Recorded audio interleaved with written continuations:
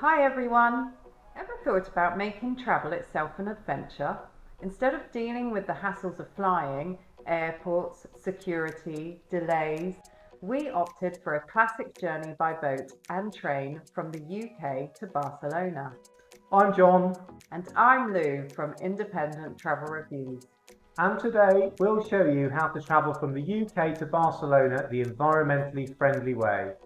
In the next few minutes we'll cover our chosen ferry route, a charming Normandy town where we stayed overnight, a quick rant about our Airbnb, including one of the funniest Airbnb reviews we've ever seen, scenic French countryside, a tour of romantic Paris, and our eco-friendly high-speed journey through France, arriving in Barcelona just in time for tapas and Tempranillo.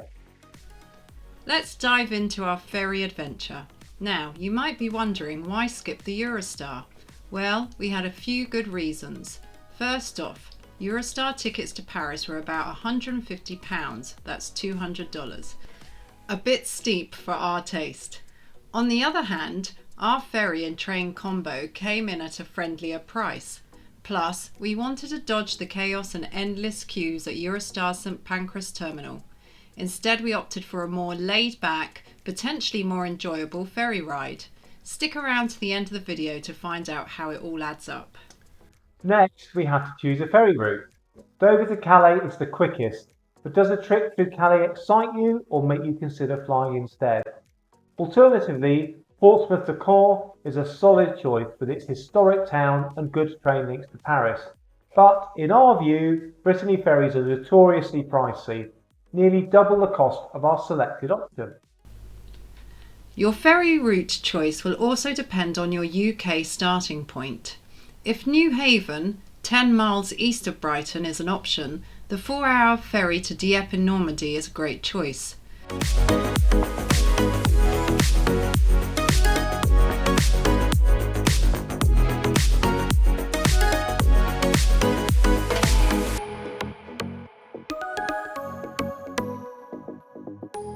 The 9:30 departure arrives in France at around 3 p.m, with options for late afternoon and overnight departures.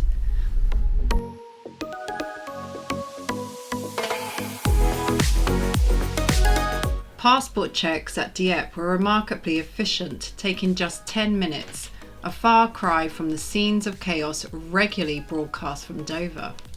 Dieppe is a pretty harbour town with a good selection of hotels and Airbnbs, plus plenty of bars, cafes and restaurants, and a market on a Saturday morning.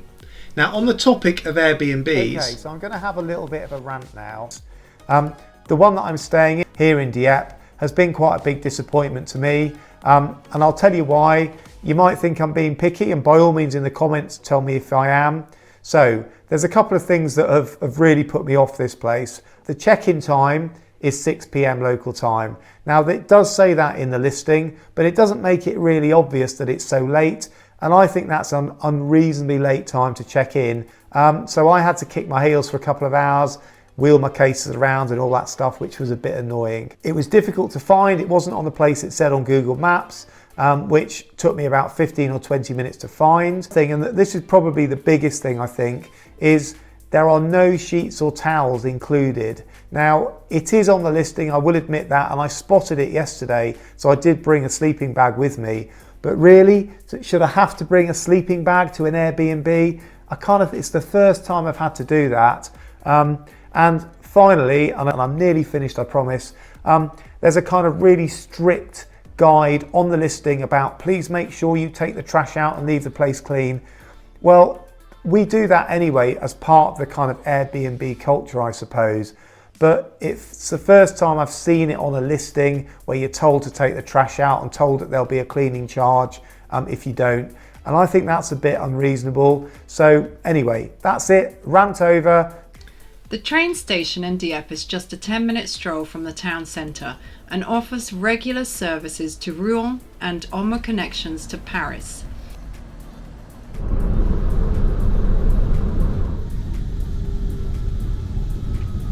Our 10 o'clock departure arrived at Gare Saint-Lazare in Paris at around 12:20.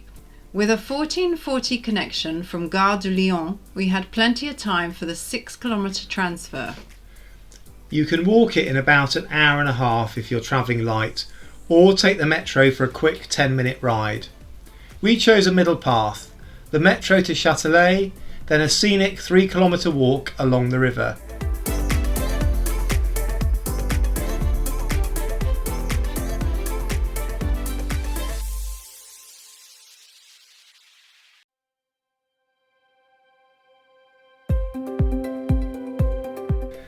Gare de Lyon, Paris's third busiest station, is a lively hub for trains heading south. Our train, departing at 14:40 from Hall 2, a quick 5-minute walk from the main entrance, offered a touch of luxury with our first class upgrade. Enjoying the extra space and sitting on the upper deck of this 2-tier train provided stunning views throughout the entire 7-hour journey. Aside from a noisy crew of German families that made the chef du train's job feel like a diplomatic mission, the journey was a breeze and an absolute treat for anyone travelling the 1100 kilometre distance. The TGV, that sleek bullet of French engineering, zooms along at a thrilling 300 kilometres an hour, slicing through the countryside like a hot knife through butter. When it reaches the Mediterranean coast, it gradually eases down to a more leisurely 200 kilometres an hour, giving you time to soak in the stunning coastal views. Crossing into Spain is a breeze, no passport or security checks to slow you down. As if the train senses the urgency of reaching Barcelona, it ramps up the speed for the final 100 kilometre stretch, whisking you right into the heart of the city at full throttle. All in all, it's a journey that combines speed, comfort, and a touch of European flair. The entire adventure spanned 2 days, but it felt more like conquering a grand quest than just a mere journey. As for the cost, well, the price tag for the train ride to the UK ferry port depends on where you're starting from, but for us the whole escapade clocked in at a cool £150 each for travel and around £50 for our interesting Airbnb.